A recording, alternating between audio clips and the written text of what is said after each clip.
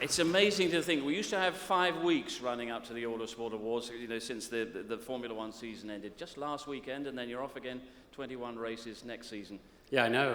Well, it was going to be 21 this year, actually, but it ended up at 19, and I sincerely hope it's the same. But which runs we'd want to lose, as long as it's not Silverstone, it doesn't matter, really, does it? Yeah, well, absolutely right.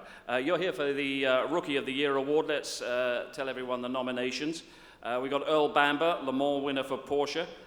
Tom Blomqvist, the winner at Oschersleben during an impressive DTM campaign with BMW. Felipe Nasr, 5th on his debut for Sauber and 6th in Russia. Carlos Sainz Jr., impressive rookie campaign with Toro Rosso. Nick Tandy, the Le Mans winner for Porsche. And Max Verstappen, 4th in Hungary and the USA.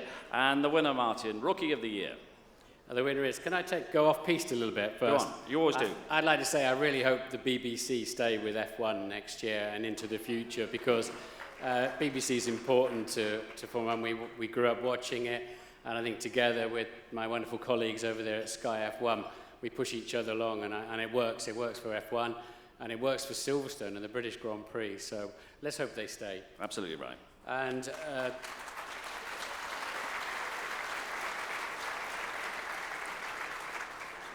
we've seen some amazing talent. It gives me so much confidence for the future of F1, what we've seen on track this year. And we know then we've got Stoffel and Joe Palmer coming along, and sadly Kevin Magnussen looks like he's not going to get his chance, but there's so much talent out there ready for the future. Young Carlos Sainz over there has given us a spectacular year. Hasn't he just? But the man, I think who's going to win this award, who's really lit up the Formula One tracks this year and given us so much to talk about. It's Max Verstappen, of course. Max Verstappen, Rookie of the Year. Picking up the award from Martin Brundle. And Max, well done. I think this is your 4th award, is it, of the weekend? You picked up 3 awards at the FIA Awards, including Rookie of the Year. It's all amazing, isn't it? I can't complain. Yeah. What characterized your season this season? I mean, some spectacular performances, especially your overtaking performances. Maybe not so much qualifying, but overtaking. Thank you for that. Well, yeah, I mean, there's an upside and a downside, but it's overtaking, especially at Monaco, and that moment at Spa at Blanchimont as well with Felipe Nasr. Which one in Monaco you mean? Not the ultimate one at Monaco, but Spa was just sensational. How do you describe that as an overtaking move, and what was the build-up to that?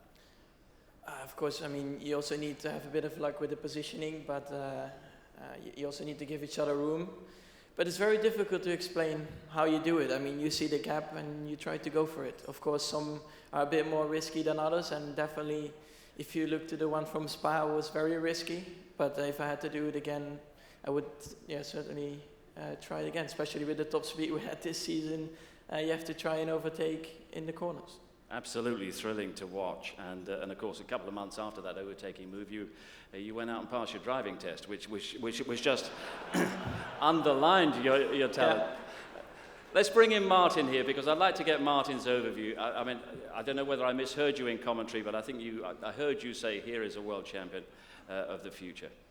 Yeah, I did, because the way the feel he's got for a car and the brake pedal, and you see overtaking moves and you think, I wish I had that on my CV, and he's just a teenager. So I think I said he'll be in a World Championship winning car before he's 20 years old. I think I might have to revise that a little bit. I'm sure there's lots of top teams chasing his autograph on a contract, but it's just so nice to see. And we know these young guys and girls, hopefully in the future too, are so well prepared mentally, technically, nutritionally, in every way, and they turn up and then deliver that kind of performance. But what's impressed me about Max is his confidence that he's had to go with it. He's had a few crashes and he's had some difficult times, and somehow he's just rebounded from that. And it reminded me when Michael Schumacher crashed Nelson Piquet's spare Benetton at Suzuka once, and I thought, okay, now we're going to see how good Michael Schumacher is. Piquet was livid that he'd crashed his car, and the next lap through 130R, Schumacher was flat out, and he was even faster, his first flying lap in his own car. And it's that confidence and that self-belief and that sheer speed, and that's what I see in this young man and many others on the track today. And the great thing is Carlos Sainz has been a very challenging teammate as well. We must pay tribute to Carlos Sainz as well. But looking ahead to 2016, you got Ferrari power. Well, you know, what can you achieve? I mean, a Red Bull in your sights? Well, definitely we got some more horses next year, so I'm very happy with that. We couldn't find them. We tried to look everywhere, but they were not there. Yeah, it will be a very interesting season. I mean, we had a great car also this season.